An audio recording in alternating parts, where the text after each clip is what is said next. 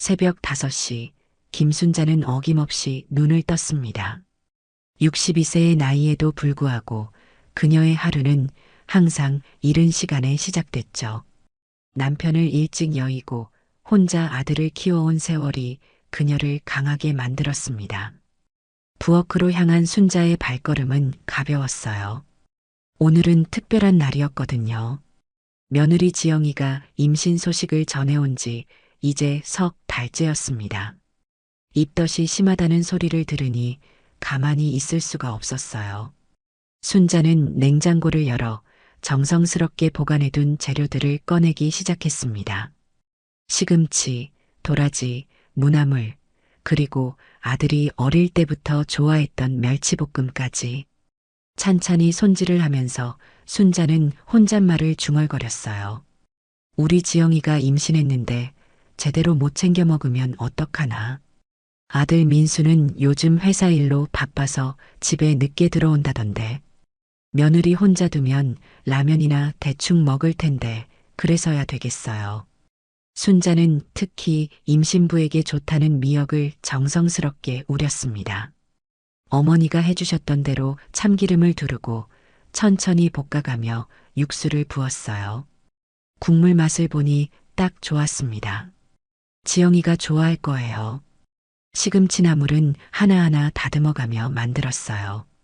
뿌리까지 깨끗하게 씻어서 살짝 데치고 양념했습니다. 도라지도 마찬가지였어요. 쓴맛을 빼려고 소금에 절였다가 여러 번 주물러 헹궜죠. 이런 정성이 들어가야 제대로 된 반찬이 나와요.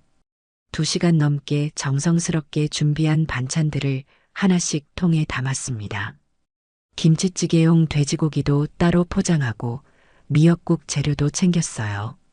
멸치볶음은 아들이 어릴 때부터 좋아했던 반찬이라 특별히 많이 만들었습니다. 큰 보따리가 2개나 됐지만 순자의 마음은 뿌듯했어요. 순자는 보따리를 정리하면서 며느리 생각을 했습니다. 지영이는 정말 착한 아이였어요. 시어머니인 자신을 항상 잘 모셨고 아들 민수도 잘 챙겨줬습니다. 그런 며느리가 임신해서 입덧으로 고생한다니 마음이 아팠어요. 평소 같으면 며느리가 직접 와서 반찬을 가져갔겠지만 임신 중이라 그럴 수 없었습니다. 그래서 순자가 직접 가기로 한 거예요. 며느리 집까지는 지하철로 1시간 거리였지만 손주 생각을 하면 이 정도는 아무것도 아니었어요. 아침 9시 순자는 무거운 보따리 2개를 들고 집을 나섰습니다. 평소보다 무거운 짐 때문에 조금 힘들었지만 마음만은 가벼웠습니다. 지하철 안에서도 계속 지영이 생각을 했어요. 얼마나 기뻐할까. 입덧 때문에 못 먹던 음식들도 이제 조금은 먹을 수 있을 거예요. 지하철에서 내려 아파트 단지로 향하는 길에 순자는 주변을 살펴봤습니다. 깔끔한 조경과 넓은 놀이터를 보니 아들이 정말 좋은 곳에 집을 마련했다는 생각이 들었어요. 우리 손주가 여기서 뛰어놀 생각을 하니 저절로 미소가 지어졌습니다. 아파트 입구에서 순자는 잠시 숨을 고르며 휴식을 취했어요. 무거운 짐 때문에 좀 힘들었거든요. 하지만 곧 며느리를 만날 생각에 다시 힘이 났습니다. 엘리베이터를 타고 15층으로 올라갔어요. 복도를 걸어가다 보니 아들 집 현관이 보였습니다. 순자는 보따리를 바닥에 내려놓고 잠시 숨을 고르며 준비했어요. 그리고 초인종을 누르려고 손을 뻗었습니다. 그런데 바로 그 순간이었어요. 현관문이 갑자기 열리면서 며느리 지영이가 나타났습니다. 하지만 혼자가 아니었어요.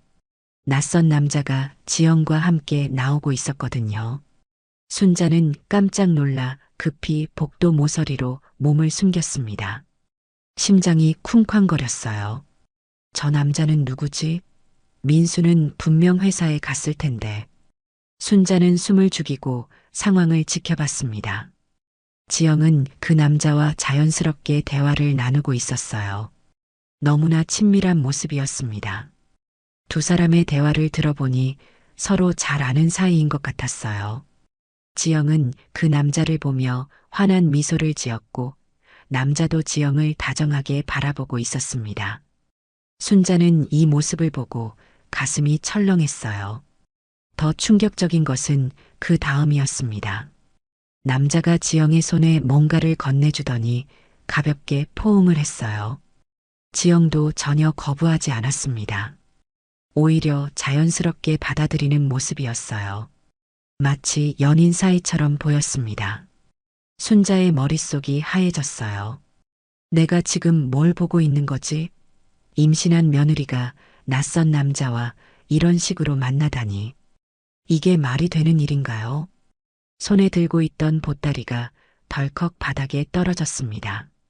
김치통 뚜껑이 열리면서 국물이 복도 바닥에 흘렀어요. 다행히 지영과 그 남자는 순자를 발견하지 못했습니다.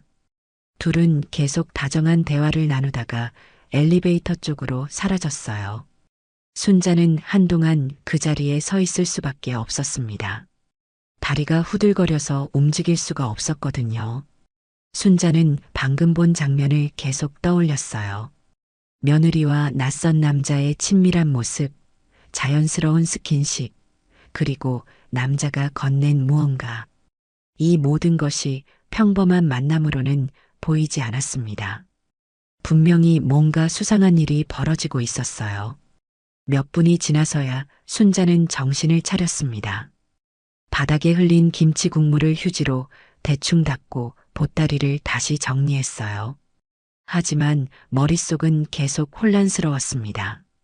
방금 본 장면이 도무지 믿어지지 않았거든요. 결국 순자는 며느리를 만나지 못하고 그대로 집으로 돌아왔습니다. 지하철 안에서도 계속 그 장면이 머릿속에 맴돌았어요. 내가 뭘 본 거지? 설마 지영이가 바람을 피우는 건 아니겠지? 하지만 아무리 생각해도 그런 것 같았습니다. 집에 도착한 순자는 무거운 보따리를 부엌에 내려놓았어요. 정성스럽게 준비한 반찬들을 보니 더욱 화가 났습니다. 이 모든 정성을 쏟아 준비했는데 며느리는 다른 남자와 바람을 피우고 있다니. 도대체 이게 말이 되는 일인가요? 순자의 마음은 배신감과 분노로 가득 찼습니다. 그날 밤 순자는 잠을 이룰 수 없었습니다. 침대에 누워 천장을 바라보며 계속 오늘 본 장면을 떠올렸어요. 며느리 지영과 그 낯선 남자의 모습이 자꾸만 눈앞에 어른거렸습니다. 특히 남자가 지영이와 포옹을 하던 순간은 도저히 지워지지 않았어요. 순자는 이불을 뒤척이며 생각했습니다. 혹시 내가 잘못 본 건 아닐까? 하지만 아무리 생각해도 그런 게 아니었어요. 분명히 봤거든요. 두 사람의 친밀한 모습, 자연스러운 스킨십, 이 모든 것이 단순한 친구 관계로는 설명되지 않았습니다. 더욱 화가 나는 것은 지영이 임신 중이라는 사실이었어요. 뱃속에 아기가 있는데 어떻게 그런 짓을 할 수 있을까요? 순자는 생각할수록 분노가 치밀어 올랐습니다. 우리 손주까지 생각하면 도저히 참을 수가 없었어요. 새벽 3시가 넘어서야 순자는 간신히 잠이 들었습니다. 하지만 깨어났을 때도 마음은 여전히 무거웠어요. 어제 본 것이 꿈이었으면 좋겠다고 생각했지만 현실이었습니다. 며느리는 정말 다른 남자와 수상한 만남을 갖고 있었어요. 순자는 화장실에서 세수를 하며 거울 속 자신을 바라봤습니다. 하룻밤 사이에 더 늙어 보이는 것 같았어요. 이런 충격적인 일을 겪고 나니 정신적인 스트레스가 얼굴에 그대로 드러났습니다. 아침 7시 순자는 아들 민수에게 전화를 걸었어요. 평소보다 일찍 전화를 건 것은 어제 일을 확인해 보고 싶었기 때문입니다. 민수는 졸린 목소리로 전화를 받았어요. 엄마, 이렇게 일찍 웬 전화예요? 아들아, 어제 일찍 들어왔니? 순자의 질문에 민수는 잠시 생각하더니 대답했습니다. 아니요, 엄마 어제는 늦게 들어왔어요. 회사에서 프로젝트 마감 때문에 야근하고 집에 도착한 게 10시가 넘었거든요. 집에 와보니까 지영이는 벌써 잠들어 있더라고요. 순자의 가슴이 덜컥 내려앉았어요. 그럼 민수가 집에 없을 때 지영은 그 남자를 만났다는 얘기였습니다. 더욱 확신이 섰어요. 이건 분명히 불륜이었습니다. 하지만 아들에게 직접 말하기에는 아직 이른 것 같았어요. 순자는 목소리를 가다듬고 물었습니다. 지영이 몸은 괜찮니? 입덧이 심하다던데. 민수는 걱정스러운 목소리로 답했어요. 네, 요즘 입덧이 좀 심해서 제대로 못 드시고 있어요. 병원에서는 괜찮다고 하는데 보기엔 많이 힘들어해요. 제가 챙겨드리고 싶은데 회사 일이 너무 바빠서 미안하더라고요. 민수의 말을 들으니 순자는 더욱 화가 났어요. 아들은 아내를 걱정하며 열심히 일하고 있는데 며느리는 다른 남자와 바람을 피우고 있다니. 이런 배신이 어디 있나요? 그래도 너무 걱정하지 마. 엄마가 반찬 준비해서 갖다 주려고 했는데 어제는 못 갔어. 순자는 거짓말을 했어요. 사실은 갔다가 충격적인 장면을 보고 돌아온 거였지만 아들에게는 말할 수 없었습니다. 전화를 끊은 후 순자는 오랜 친구인 한미영에게 연락했습니다. 미영은 아들 부부가 사는 아파트 관리사무소에서 일하고 있었어요.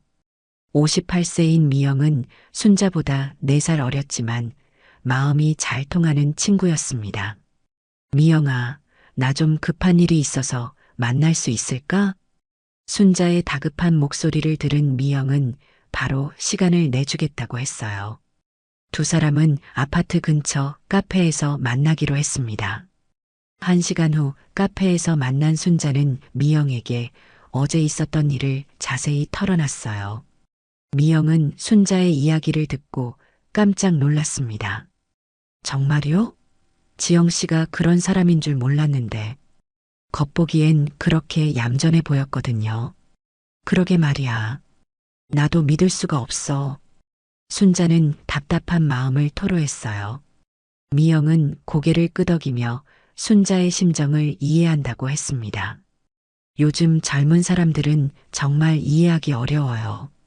미영은 관리사무소에서 일하면서 여러 가지 일들을 많이 봤다고 했어요. 겉으로는 멀쩡해 보이는 사람들도 실제로는 뒤에서 이상한 일들을 하는 경우가 많다는 거였습니다. 하지만 지영 같은 경우는 정말 예상 밖이었어요. 더 큰 문제는 지영이가 임신 중이라는 거였습니다. 뱃속에 아기가 있는데 이런 짓을 하다니. 순자는 생각할수록 화가 났어요. 우리 손주까지 생각하면 가만히 있을 수가 없어. 미영도 순자의 마음을 충분히 이해했습니다. 임신했으면 더욱 조심해야 하는데 말이에요. 하물며 남편이 그렇게 잘해주는데 배신을 하다니. 정말 이해할 수 없는 일이에요. 두 사람은 한참 동안 이야기를 나눴습니다. 순자는 아들에게 바로 말해야 할지 고민이 됐어요. 하지만 미영은 조금 더 확실한 증거를 잡아야 한다고 조언했습니다. 혹시 오해일 수도 있잖아요. 한 번만 본 걸로는 성급하게 판단하기 어려워요. 미영의 말이 일리가 있었어요. 순자도 혹시 자신이 잘못 본 건 아닐까 하는 생각이 들었습니다. 하지만 마음 한편으로는 분명히 뭔가 수상한 일이 벌어지고 있다는 확신이 있었어요. 그럼 며칠 더 지켜보는 게 어때요? 미영이 제안했어요. 제가 관리사무소에 있으니까 도움을 드릴 수 있어요. 혹시 그 남자가 또 나타나면 알려드릴게요. 순자는 미영의 제안을 받아들였습니다. 그날 오후 순자는 집으로 돌아가면서 계속 생각에 잠겼습니다. 아들 민수는 아내를 위해 열심히 일하고 있는데 지영은 다른 남자와 만나고 있다니. 이런 상황을 그냥 두고 볼 수는 없었어요. 저녁을 먹으면서도 순자의 마음은 무거웠습니다. 정성스럽게 준비한 반찬들이 그대로 냉장고에 들어있는 것을 보니 더욱 속이 상했어요. 이 모든 정성이 무색해지는 순간이었어요. 순자는 냉장고에서 반찬통들을 꺼내 하나씩 살펴봤습니다. 새벽부터 정성스럽게 준비한 미역국, 시금치나물, 멸치볶음. 이 모든 것들이 며느리에 대한 사랑으로 만든 것들이었는데 이제는 의미가 없어진 것 같았어요. 밤이 되어서도 순자는 잠이 오지 않았습니다. 계속 어제 본 장면이 머릿속에 맴돌았어요. 며느리와 그 남자의 친밀한 모습, 포옹하는 모습, 자연스러운 대화. 이 모든 것이 단순한 친구 사이로는 보이지 않았습니다. 결국 순자는 결심했어요. 며칠 더 지켜보기로 한 거였습니다. 확실한 증거를 잡아야 아들에게도 당당하게 말할 수 있을 테니까. 하지만 마음 한편으로는 자신의 의심이 틀렸기를 바랐어요. 그래야 가족이 평화로울 테니까요. 다음 날부터 순자는 본격적인 감시 작전에 들어갔습니다. 아침 일찍 집을 나서서 아들 부부가 사는 아파트 근처로 갔어요. 미영의 도움으로 관리사무소 근처에서 자연스럽게 상황을 지켜볼 수 있었습니다. 순자는 미영과 함께 아파트 주변을 둘러보며 감시하기 좋은 위치를 파악했어요. 아파트 정문이 잘 보이는 카페, 그리고 관리사무소에서 모니터로 확인할 수 있는 엘리베이터까지 완벽한 감시 시스템을 구축한 거죠. 첫째 날은 별다른 일이 없었어요. 민수가 아침 8시에 출근하고 지영은 하루 종일 집에 있는 것 같았습니다. 순자는 조금 안심했어요. 혹시 자신이 잘못 본 건 아닐까 하는 생각도 들었거든요. 오전 내내 카페에서 기다리던 순자는 점심때쯤 지영이 나오는 것을 봤습니다. 혼자서 근처 마트에 장을 보러 가는 것 같았어요. 평범한 일상의 모습이었습니다. 순자는 이때만큼은 자신의 의심이 틀렸기를 바랐어요. 하지만 둘째 날 오후 순자의 의심은 확신으로 바뀌었습니다. 민수가 출근한 지 2시간 후쯤 그 남자가 나타난 거예요. 어제 봤던 바로 그 사람이었습니다. 40대 중반 정도로 보이는 키 큰 남자였어요. 순자는 미영과 함께 아파트 정문 근처 카페에 자리를 잡았습니다. 창가 자리에서 아파트 입구가 훤히 보였거든요. 그 남자는 지영을 기다리는 듯 아파트 앞에서 서성이고 있었어요. 손에는 작은 선물 봉지 같은 것을 들고 있었습니다. 얼마 후 지영이 나타났습니다. 임신 중이라 배가 조금 나온 모습이었지만 단정하게 옷을 차려입었어요. 평소 집에 있을 때와는 다른 모습이었습니다. 화장도 하고 머리도 예쁘게 했어요. 마치 데이트를 나가는 것 같았습니다. 그 남자를 보자 지영의 얼굴에 환한 미소가 번졌어요. 둘은 자연스럽게 팔짱을 끼고 걸어갔습니다. 순자의 가슴이 쿵쾅거렸어요. 역시 내가 본 게 맞았구나. 미영도 놀란 표정으로 그 모습을 바라봤습니다. 정말 수상하네요. 저렇게 친밀하게 지내는 걸 보니 분명히 뭔가 있는 것 같아요. 미영이 속삭였어요. 순자는 고개를 끄덕이며 두 사람을 계속 지켜봤습니다. 두 사람은 아파트에서 조금 떨어진 조용한 카페로 향했습니다. 순자와 미영도 뒤따라갔어요. 적당한 거리를 두고 다른 자리에 앉아서 지켜봤습니다. 다행히 두 사람은 순자들을 알아보지 못했어요. 지영과 그 남자는 1시간 넘게 대화를 나눴어요. 때로는 웃기도 하고 때로는 진지한 표정으로 이야기하기도 했습니다. 순자가 보기에는 연인 사이로밖에 보이지 않았어요. 두 사람 사이의 친밀함이 한눈에 드러났거든요. 특히 남자가 지영의 손을 잡고 이야기하는 모습을 봤을 때 순자는 더 이상 의심할 여지가 없다고 생각했어요. 그리고 중간중간 지영이 배를 쓰다듬는 모습을 보며 남자가 아기에 대해 물어보는 것 같았습니다. 더 충격적인 것은 그 남자가 지영에게 봉투를 건네는 모습이었습니다. 두꺼운 흰 봉투였는데 안에는 분명히 돈이 들어있을 것 같았어요. 지영은 잠시 망설이더니 그 봉투를 받았습니다. 그리고 고마워하는 듯한 표정을 지었어요. 순자는 더 이상 참을 수 없었어요. 돈까지 받아? 이건 진짜 큰일이야. 미영에게 속삭였습니다. 미영도 고개를 끄덕이며 심각한 표정을 지었어요. 이제 확실한 것 같아요. 단순한 불륜이 아니라 더 복잡한 관계인 것 같네요. 혹시 지영 씨가 그 남자한테 몸을 파는 건 아닐까요? 미영이 조심스럽게 말했어요. 순자도 그런 생각이 들었습니다. 임신한 몸으로 그런 짓을 하다니. 생각만 해도 끔찍했어요. 두 사람이 카페를 나서자 순자와 미영도 뒤따라 나왔습니다. 하지만 너무 가까이 따라가면 들킬 수 있어서 적당한 거리를 유지했어요. 지영과 그 남자는 아파트 쪽으로 다시 걸어갔습니다. 아파트 입구에서 둘은 다시 포옹을 했어요. 이번에는 포옹뿐만 아니라 볼에도 가벼운 키스를 했습니다. 순자는 그 모습을 보고 정말 화가 났어요. 임신한 몸으로 저런 짓을 하다니. 뱃속에 우리 손주가 있는데 어떻게 그럴 수 있을까요? 그 남자가 떠난 후 지영은 혼자 아파트로 들어갔습니다. 순자는 미영과 함께 다시 카페로 돌아가서 오늘 본 일에 대해 이야기했어요. 이제 확실해졌어요. 지영은 분명히 바람을 피우고 있고 심지어 돈까지 받고 있다는 것. 미영은 걱정스러운 표정으로 말했습니다. 이제 민수 씨에게 말해야 하는 거 아니에요? 이런 일을 계속 숨길 수는 없잖아요. 하지만 순자는 아직 더 확실한 증거가 필요하다고 생각했어요. 셋째 날도 마찬가지였습니다. 그 남자는 어김없이 나타났고 지영은 그를 만나러 나왔어요.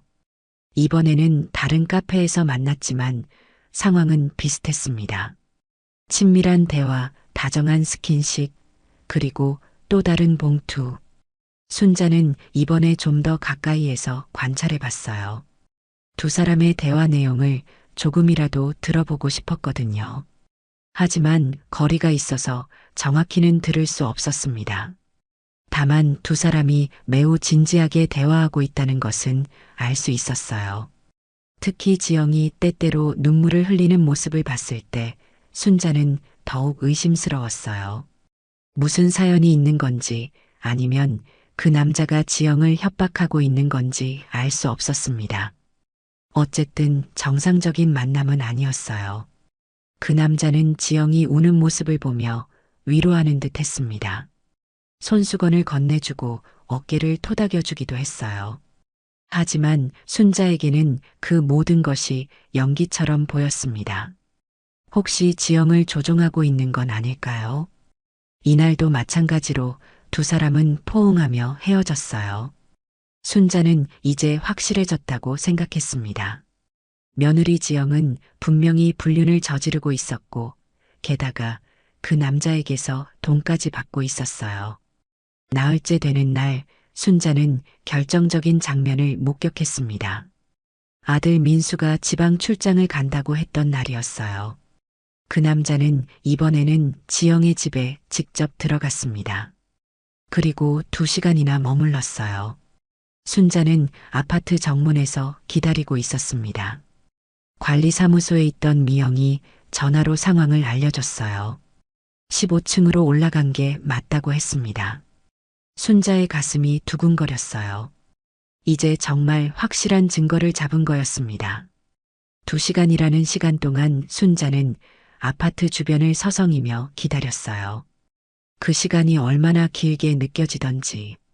집에서 2시간이나 뭘 했을까요? 생각만 해도 끔찍했습니다. 드디어 그 남자가 나타났을 때 지영도 함께 나왔어요. 현관 앞에서 둘은 오랫동안 포옹했습니다. 이번에는 정말 연인 같았어요. 마지막에 그 남자가 지영에게 또 다른 봉투를 건넸어요. 이번 봉투는 전보다 더 두꺼워 보였습니다. 지영은 잠시 주저하더니 그것을 받았어요. 그리고 고마워하는 듯한 표정을 지었습니다. 순자는 더 이상 참을 수 없었어요. 집에서 2시간이나 무엇을 했는지, 그리고 또 돈을 받는 것까지. 이건 단순한 불륜이 아니라 더 심각한 문제였습니다. 혹시 지영이 그 남자에게 몸을 파는 건 아닐까? 그런 끔찍한 생각까지 들었거든요.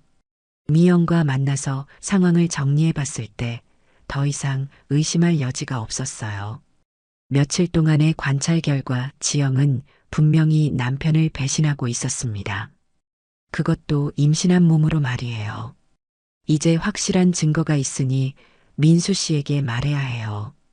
미영이 말했지만 순자는 아직 망설여졌어요. 아들에게 이런 충격적인 사실을 어떻게 전해야 할지 모르겠더라고요. 게다가 뱃속에는 손주도 있는데. 하지만 더 이상 미룰 수는 없었어요. 이런 일이 계속되면 더 큰 문제가 생길 수 있었거든요. 순자는 내일 민수가 출장에서 돌아오면 모든 것을 털어놓을지 아니면 지영과 직접 대화를 나눌지 고민했습니다. 그날 오후 순자는 집으로 돌아가면서 계속 생각에 잠겼어요. 며느리 지영에 대한 실망감과 분노, 그리고 아들에 대한 걱정이 복잡하게 얽혀 있었습니다. 어떻게 이런 일이 일어날 수 있을까요? 순자는 지하철 안에서 지난 며칠간의 일들을 되돌아봤어요. 처음에는 단순한 의심이었는데 점점 확신으로 변해갔습니다. 그리고 이제는 부인할 수 없는 사실이 되어버렸어요. 저녁을 먹으면서도 순자는 식욕이 없었어요. 며칠 동안 목격한 모든 장면들이 머릿속에서 계속 맴돌았습니다. 특히 오늘 본 것은 정말 충격적이었어요. 임신한 몸으로 집에서 다른 남자와 만나다니. 밤이 되어서도 잠이 오지 않았습니다. 내일 아들에게 뭐라고 말해야 할지 계속 고민했어요. 사실대로 다 말하기에는 너무 충격적이고 그렇다고 숨길 수도 없는 일이었거든요. 결국 순자는 직접 지영과 대화하기로 결심했어요. 아들에게 말하기 전에 며느리에게 기회를 주는 것도 좋을 것 같았습니다. 혹시 모르는 일이니까요. 하지만 마음 한편으로는 이미 모든 것이 끝났다는 생각이 들었어요. 다음 날 아침 순자는 평소보다 일찍 일어났습니다. 오늘은 며느리 지영과 직접 대면할 날이었거든요. 며칠 동안 지켜본 결과 더 이상 의심할 여지가 없었어요. 이제 진실을 밝혀야 할 때였습니다. 아들 민수는 어제부터 부산 출장을 갔습니다. 이틀 일정이라고 했으니 오늘 하루는 지영이 혼자 있을 거예요. 순자에게는 절호의 기회였습니다. 아무도 방해하지 않는 상황에서 진실을 밝힐 수 있었거든요. 순자는 미영에게 전화를 걸었어요. 오늘 일정을 알려주고 도움을 요청했습니다. 미영은 관리사무소에서 상황을 지켜보겠다고 했어요. 혹시 모를 상황에 대비해서 준비를 해두겠다는 뜻이었습니다.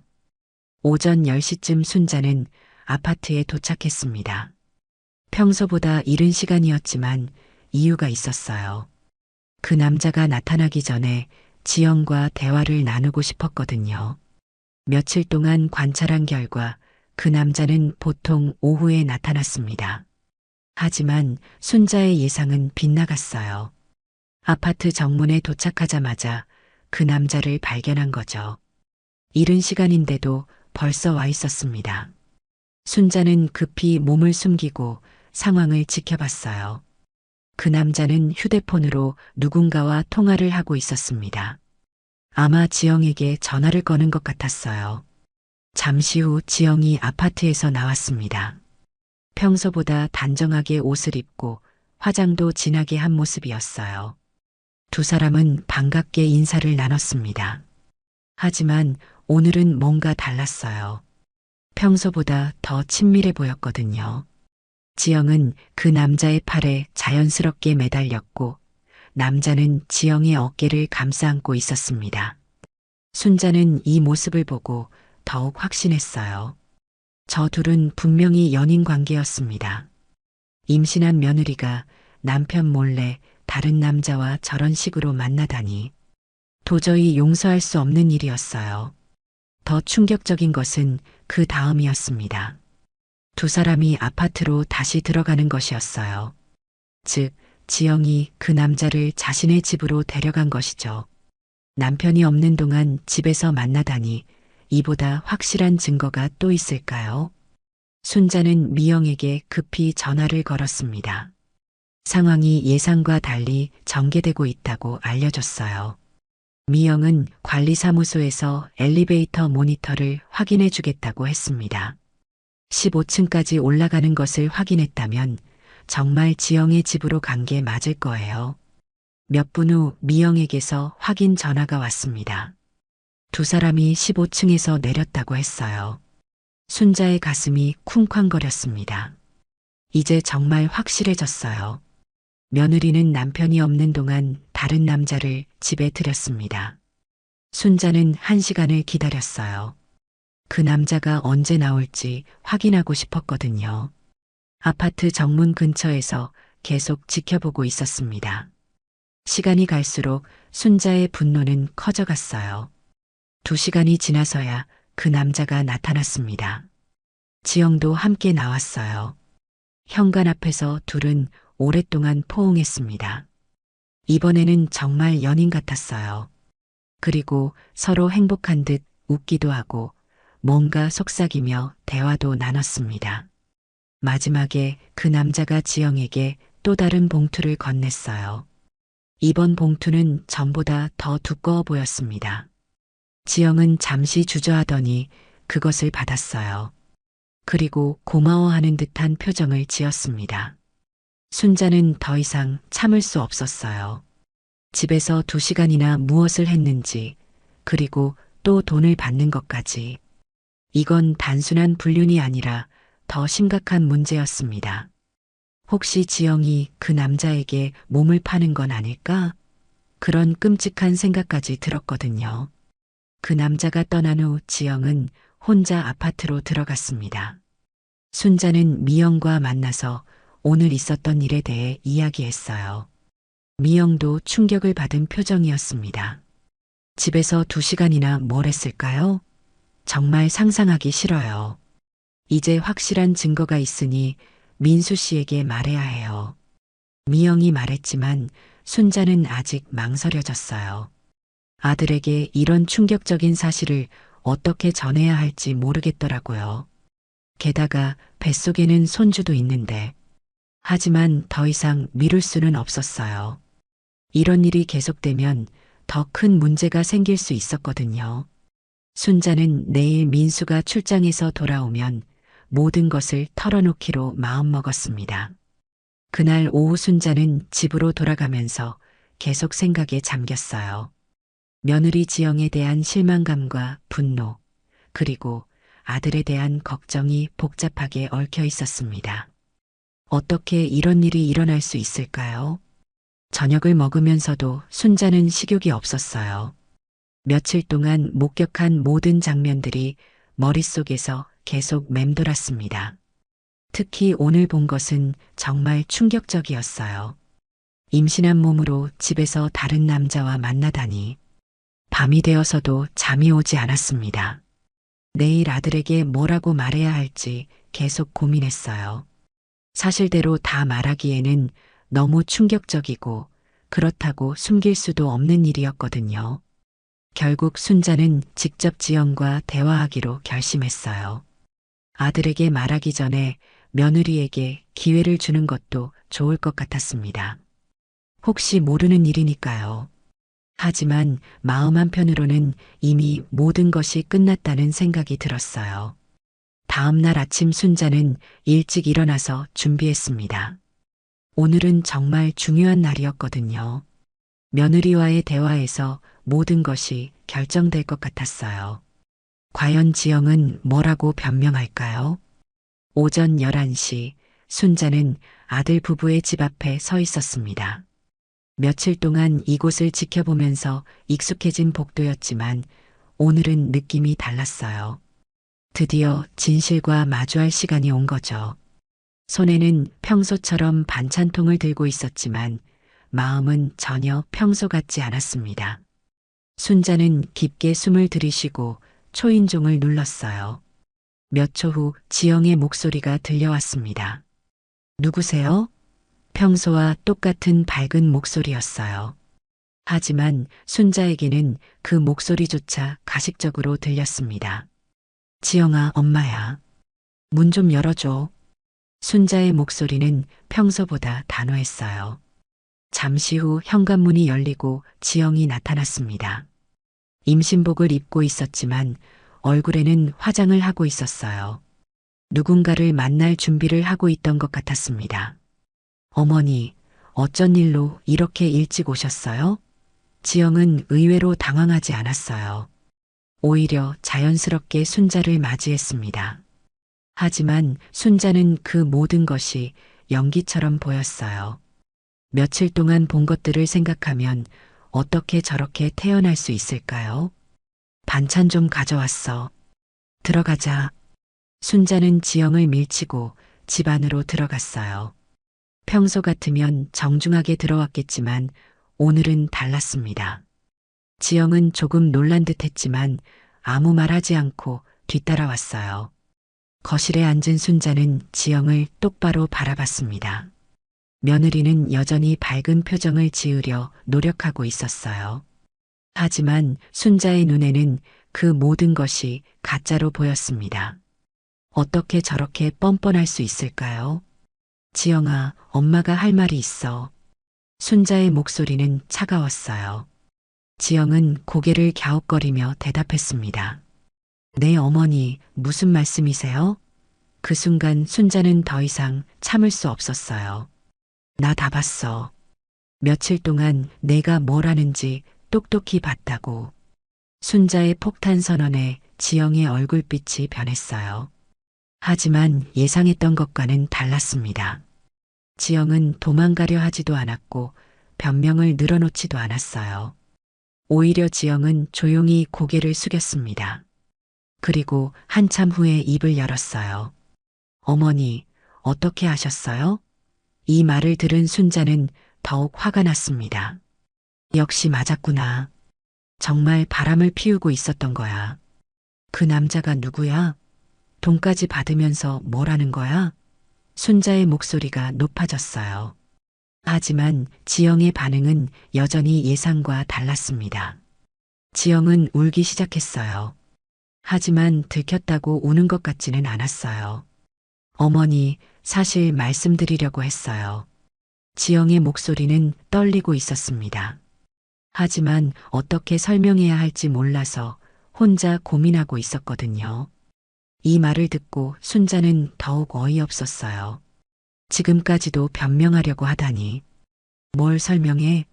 남편 몰래 다른 남자 만나는 걸 어떻게 설명하겠다는 거야? 순자는 목소리를 높였어요. 하지만 지영은 계속 울면서 고개만 흔들었습니다. 그게 아니에요, 어머니. 정말 그게 아니라고요. 그럼 뭐야? 내가 뭘 잘못 본 거야? 순자는 지영의 반응을 이해할 수 없었어요. 분명히 확실한 증거를 봤는데 왜 저런 식으로 반응하는 걸까요? 혹시 더 큰 비밀이 있는 건 아닐까요? 지영은 한참 동안 울다가 고개를 들었어요. 그리고 순자를 바라보며 말했습니다. 어머니, 그분은 말을 하다가 다시 멈췄어요. 무언가 말하기 어려운 것 같았습니다. 뭐라고? 빨리 말해봐. 순자는 다급했어요. 지영의 반응이 예상과 너무 달라서 혼란스러웠거든요. 설마 자신이 뭔가 잘못 이해한 건 아닐까요? 하지만 그럴 리는 없었어요. 분명히 봤거든요. 지영은 눈물을 닦으며 천천히 입을 열었어요. 그분은 다시 말을 멈췄습니다. 그리고 큰 결심을 한 듯 순자를 똑바로 바라봤어요. 제 아버지예요. 이 말을 듣는 순간 순자는 귀를 의심했습니다. 뭐라고? 아버지라고? 순자는 어리둥절했어요. 지영의 아버지는 지영이 어릴 때 돌아가셨다고 들었거든요. 그런데 갑자기 아버지라니. 이게 무슨 소리인가요? 지영은 계속 울면서 설명하기 시작했어요. 20년 전에 저희 가족을 버리고 떠나신 아버지가 최근에 다시 나타나셨어요. 말기암 진단을 받으시고 저를 찾아오신 거예요. 순자는 할 말을 잃었습니다. 아버지, 정말 지영의 아버지라는 말인가요? 그럼 지금까지 자신이 본 모든 것들이 오해였다는 뜻일까요? 하지만 아직 믿기지 않았어요. 너무 친밀해 보였거든요. 하지만 지영의 다음 말을 듣고 순자는 조금씩 상황을 이해하기 시작했어요.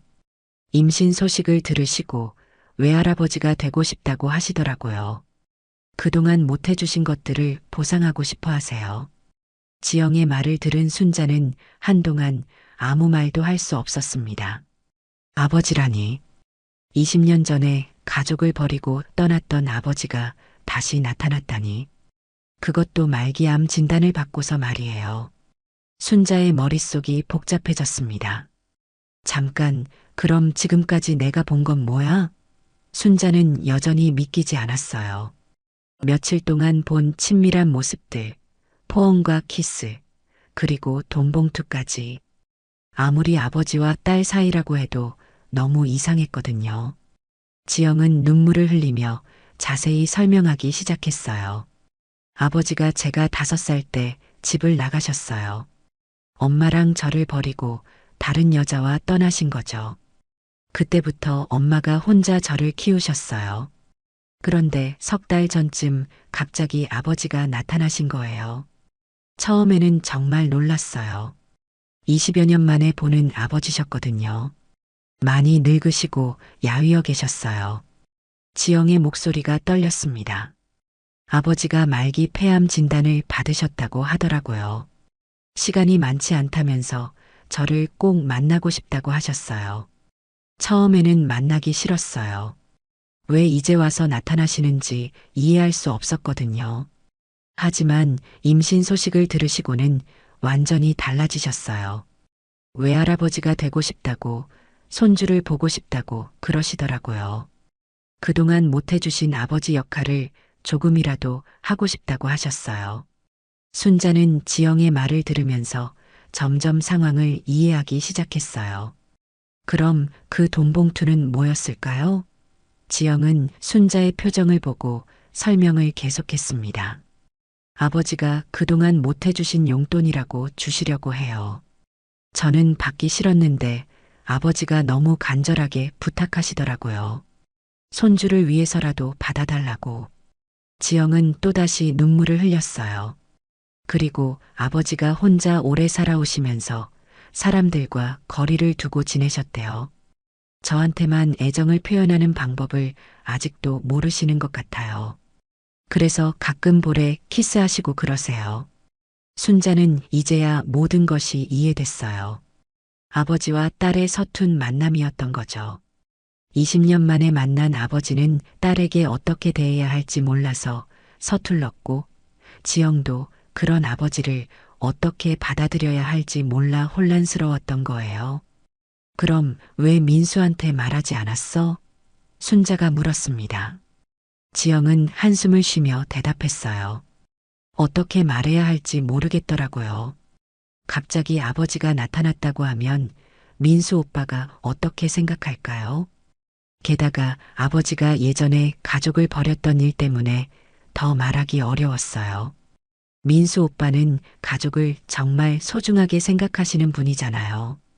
그런 분에게 가족을 버린 아버지 이야기를 어떻게 해요? 순자는 지영의 심정을 이해할 수 있었어요. 확실히 말하기 어려운 상황이었죠. 하지만 그렇다고 혼자 고민할 일은 아니었어요. 가족이니까 함께 의논했어야 하는 거죠. 그리고 아버지도 민수 오빠를 만나는 걸 부담스러워 하세요. 사위에게 어떤 모습으로 나타나야 할지 모르겠다고 하시더라고요. 그래서 당분간은 저하고만 만나자고 하신 거예요. 지영은 계속해서 아버지와의 만남에 대해 설명했어요. 주로 카페에서 만나서 그동안 못다한 이야기를 나눈다고 했습니다. 아버지는 지영의 어린 시절 이야기를 많이 물어보시고 미안하다는 말씀을 계속 하신다고 했어요. 그리고 오늘은 아버지가 손주를 위한 선물을 가져오셨어요. 아기 옷이랑 장난감들이었어요. 집에서 보여드리려고 모셨던 거예요. 지영의 설명을 들으니 순자는 정말 미안했어요. 내가 얼마나 나쁜 오해를 했는지. 순자는 자신을 탓했습니다. 며칠 동안 지영을 의심하고 불륜남이라고 생각했던 게 너무 부끄러웠어요. 그 남자는 지영의 아버지였고 손주를 기다리는 외할아버지였던 거죠. 어머니, 저도 잘못했어요. 미리 말씀드렸어야 했는데 혼자 고민하느라 그랬어요. 지영도 미안해했습니다. 둘은 서로 미안하다며 눈물을 흘렸어요. 그런데 지영아, 내 아버지 병은 정말 심각한 거야? 순자가 걱정스럽게 물었습니다. 지영은 고개를 끄덕였어요. 의사가 길어야 6개월이라고 하셨대요. 그래서 더 안타까우시나 봐요. 순자는 복잡한 마음이 들었어요. 가족을 버린 사람이긴 하지만 지영의 아버지이고 곧 태어날 손주의 외할아버지였거든요. 그리고 시간이 얼마 남지 않았다고 하니 더욱 안타까웠습니다. 진실을 알게 된 순자는 깊은 자책감에 빠졌습니다. 며칠 동안 며느리를 의심하고 불륜남이라고 생각했던 자신이 너무 부끄러웠어요. 지영도 그리고 지영의 아버지도 모두 무고한 사람들이었거든요. 지영아, 엄마가 정말 미안해. 순자는 지영의 손을 꼭 잡았습니다. 내가 얼마나 나쁜 생각을 했는지 몰라. 내가 바람을 피운다고 생각했어. 정말 미안하다. 지영은 고개를 저었어요. 어머니, 저야말로 미안해요. 미리 말씀드렸어야 했는데 혼자서만 고민하고 있었어요. 어머니가 오해하실 만했어요. 두 사람은 서로의 손을 잡고 눈물을 흘렸습니다. 순자는 며칠 동안 자신이 했던 행동들을 떠올렸어요. 몰래 감시하고 사진을 찍고 친구와 함께 뒤따라다니고 모든 것이 큰 오해에서 비롯된 일이었습니다. 지영에게 얼마나 상처를 줬을까요? 그런데 지영아, 내 아버지가 가족을 버리고 떠났던 일은 어떻게 생각해? 순자가 조심스럽게 물었습니다. 지영은 잠시 생각하더니 대답했어요. 아직도 완전히 용서한 건 아니에요. 하지만 이제는 이해하려고 노력하고 있어요. 아버지도 그때 많이 힘드셨나 봐요. 사업이 망하고 가정도 지키기 어려워지면서 도망치고 싶으셨던 것 같아요. 물론 그렇다고 해서 가족을 버린 게 정당화되는 건 아니지만요. 하지만 지금 아버지를 보면 정말 후회하고 계신 것 같아요. 그동안 얼마나 외롭게 사셨을까 생각하면 마음이 아파요. 지영의 말을 들으니 순자도 마음이 복잡했습니다. 그리고 아버지가 말기암이라는 걸 알고 나니까 더 이상 미워할 수가 없더라고요. 시간이 얼마 남지 않으셨는데 미워하면서 보낼 수는 없잖아요. 지영의 마음을 이해할 수 있었어요. 순자는 자신의 인생을 떠올렸습니다. 남편을 일찍 여의고 혼자 아들을 키워온 세월. 그때도 참 힘들었거든요. 때로는 모든 걸 포기하고 싶었던 적도 있었어요. 하지만 그래도 아들을 버리지 않았어요. 지영의 아버지는 그 힘든 순간에 가족을 버리고 도망쳤지만 이제라도 돌아와서 후회하고 있다면 완전히 나쁜 사람은 아닐 거예요. 특히 손주를 보고 싶어 한다는 말을 들으니 더욱 그랬습니다.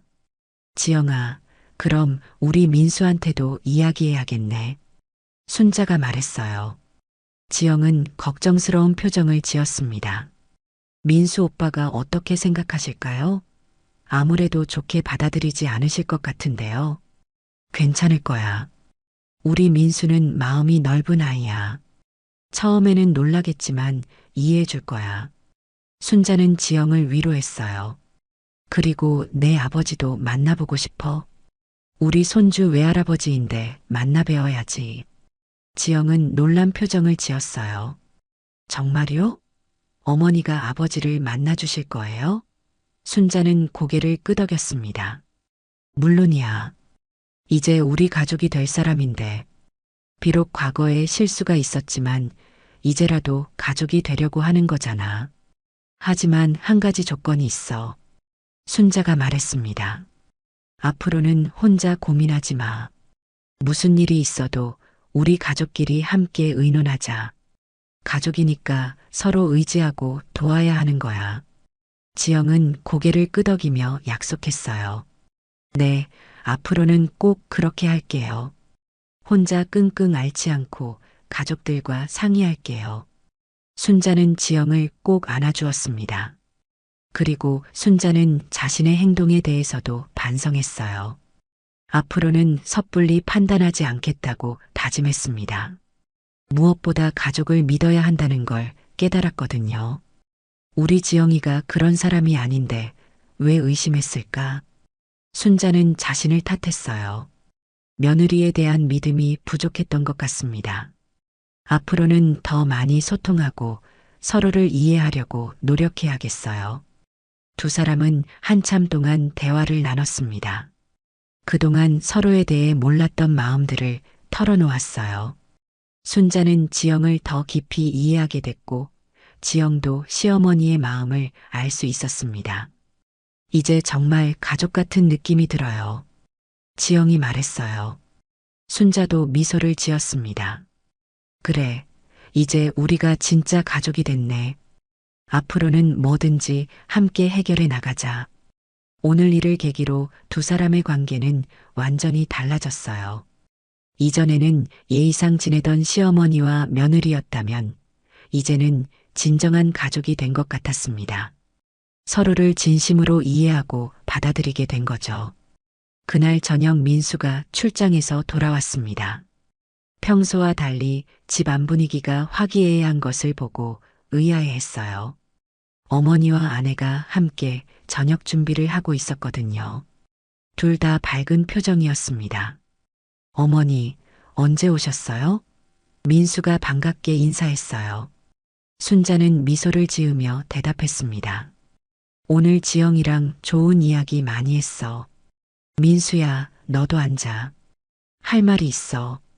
민수는 어리둥절한 표정으로 거실에 앉았어요. 순자와 지영도 함께 앉았습니다.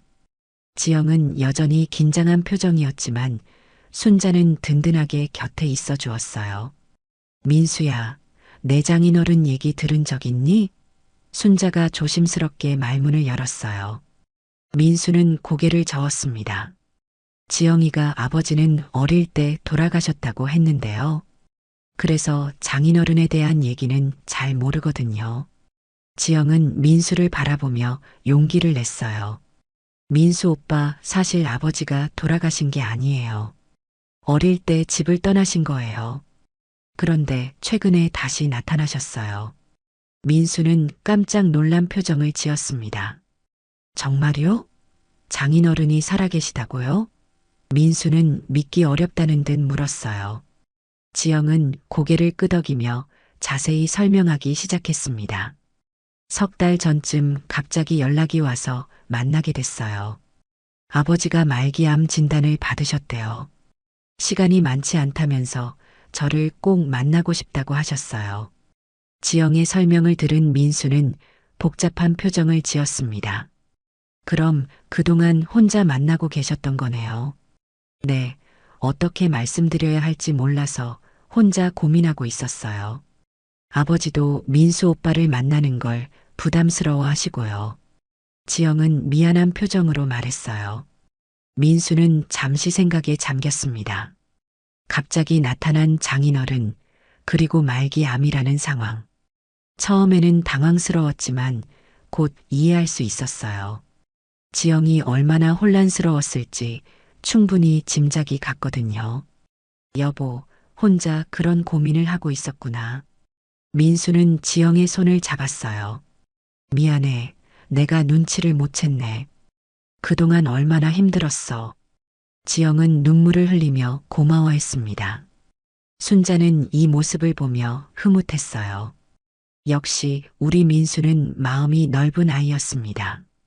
처음에는 놀랐지만 아내의 상황을 이해하려고 노력하는 모습이 기특했어요. 그럼 장인어른을 한번 뵙고 싶은데요. 민수가 말했습니다. 아무래도 저희 가족이 될 뿐이니까 인사는 드려야죠. 지영은 놀란 표정을 지었어요. 정말요? 아버지가 얼마나 기뻐하실까요? 물론이지. 우리 아기 외할아버지인데 당연히 만나 뵈어야지. 민수는 미소를 지었어요. 그리고 어머니도 함께 만나보시면 좋을 것 같은데요. 순자도 고개를 끄덕였습니다. 이틀 후 드디어 만남의 자리가 마련됐습니다. 조용한 한식당에서 만나기로 했어요. 지영의 아버지 강태주는 예상보다 많이 야위어 있었습니다. 병마와 싸우고 있다는 게 한눈에 보였어요. 사위를 처음 뵙겠습니다. 강태주는 깍듯하게 인사했어요. 민수도 정중하게 인사를 받았습니다. 장인어른 뵙게 되어서 반갑습니다. 지영이 많은 도움을 받고 있다고 들었어요. 강태주는 민수를 보며 고마워했어요. 사위 덕분에 딸이 행복해해서 정말 고맙습니다. 제가 못다 해준 아버지 역할을 대신 해주시는 것 같아요. 민수는 겸손하게 답했습니다. 순자도 강태준과 인사를 나눴어요. 처음 만나는 자리라 어색했지만 곧 대화가 이어졌습니다. 강태준은 과거 자신의 잘못에 대해 깊이 사과했어요. 가족을 버리고 떠난 것을 평생 후회하고 있다고 했습니다. 이제라도 돌아와서 다행입니다. 순자가 말했어요. 지영이도 아버지를 기다리고 있었을 거예요. 우리 손주도 외할아버지가 있다는 걸 알면 기뻐할 거고요. 강태준의 눈에 눈물이 고였어요. 정말 감사합니다. 손주를 볼 수 있다는 것만으로도 저는 행복합니다. 남은 시간 동안 할 수 있는 모든 것을 해주고 싶어요. 그날 저녁은 정말 따뜻했습니다. 네 사람은 오랫동안 대화를 나눴어요. 강태준은 지영의 어린 시절 이야기를 들려주고 민수는 지영과의 만남과 결혼 이야기를 들려줬습니다. 순자는 손주 이야기를 많이 했어요. 아기 용품도 함께 보러 가자고 하고 이름도 함께 지어보자고 했습니다. 강태준은 그 모든 제안을 감사하게 받아들였어요. 한 달 후 지영의 배가 더 불러왔습니다. 이제 임신 7개월이 되어 태동도 활발했어요. 강태준은 거의 매일 딸을 찾아와서 손주와 대화를 나눴습니다. 배에 손을 대고 이야기하는 모습이 정말 할아버지 같았어요. 민수도 장인어른과 많이 친해졌습니다. 주말에는 함께 아기용품 쇼핑을 하기도 하고 육아에 대한 조언도 받았어요. 강태준은 과거의 실수를 만회하려는 듯 정말 열심히 사위와 딸을 도와줬습니다. 순자는 이 모든 변화를 지켜보며 흐뭇했어요. 처음에는 큰 오해로 시작됐지만 결국 더 큰 가족을 얻게 됐거든요. 지영의 아버지도 이제는 진짜 가족 같았습니다. 어느 날 강태준이 순자에게 말했어요. 어머님 정말 감사합니다. 처음에는 어떻게 받아들여 주실지 걱정했는데 이렇게 가족처럼 대해주셔서 고마워요. 순자는 미소를 지으며 답했습니다. 우리 모두 가족이니까요. 과거는 과거고 이제는 함께 행복하게 사는 게 중요하죠. 우리 손주도 외할아버지가 있어서 더 많은 사랑을 받을 수 있을 거예요. 2달 후 드디어 아기가 태어났습니다. 건강한 사내 아이였어요. 강태준은 손주를 안고 눈물을 흘렸습니다. 이 작은 생명을 통해 자신의 인생에도 새로운 의미가 생긴 것 같았어요. 민수는 아들을 안고 말했어요. 우리 아들, 정말 많은 사람들의 사랑을 받고 태어났구나. 할머니, 할아버지, 엄마, 아빠 모두가 널 기다렸어. 순자도 손주를 보며 행복해했습니다. 강태준의 병은 여전히 진행되고 있었지만 손주 덕분에 하루하루가 더 의미 있었어요. 매일 병원 치료를 받으면서도 틈틈이 손주를 보러 왔습니다. 아기에게 자장가도 불러주고 책도 읽어줬어요. 순자는 이 모든 상황을 지켜보며 깨달았습니다. 가족이라는 것은 혈연만으로 이루어지는 게 아니라는 것을요. 서로를 이해하고 받아들이려는 마음, 그리고 사랑이 진짜 가족을 만드는 거라는 걸 알았어요. 몇 개월 전만 해도 며느리를 의심하고 화를 냈던 자신이 부끄러웠습니다. 하지만 그 오해가 있었기 때문에 오히려 더 깊은 가족애를 느낄 수 있게 된 것 같았어요. 지금 우리 가족은 모두 행복합니다. 지영은 좋은 어머니가 되었고, 민수는 든든한 아버지가 되었어요. 강태주는 비록 시간이 많지 않지만 사랑하는 손주와 함께하며 남은 날들을 의미 있게 보내고 있습니다. 그리고 순자는 이 모든 것을 지켜보며 진정한 행복이 무엇인지 깨달았어요. 가족이 함께 있다는 것, 서로를 이해하고 사랑한다는 것이 가장 큰 행복이라는 걸 알았습니다. 우리 손주는 정말 많은 사랑을 받고 자랄 거예요. 할머니의 정성스런 반찬, 할아버지의 따뜻한 관심, 엄마의 깊은 사랑, 그리고 아빠의 든든한 보호. 이보다 더 좋은 환경이 또 있을까요? 순자는 손주를 안고 생각했습니다. 처음에는 큰 오해로 시작됐지만 결국 더 큰 사랑을 얻게 됐다고. 때로는 오해가 더 깊은 이해로 이어질 수도 있다는 걸 배웠어요. 가장 중요한 것은 서로를 믿고 사랑하는 마음이라는 것을 깨달았습니다. 오늘 이야기 어떠셨나요? 구독과 댓글, 알람 설정 잊지 마시고 소중한 댓글 하나가 정말 큰 힘이 됩니다. 시청해 주셔서 진심으로 감사드립니다.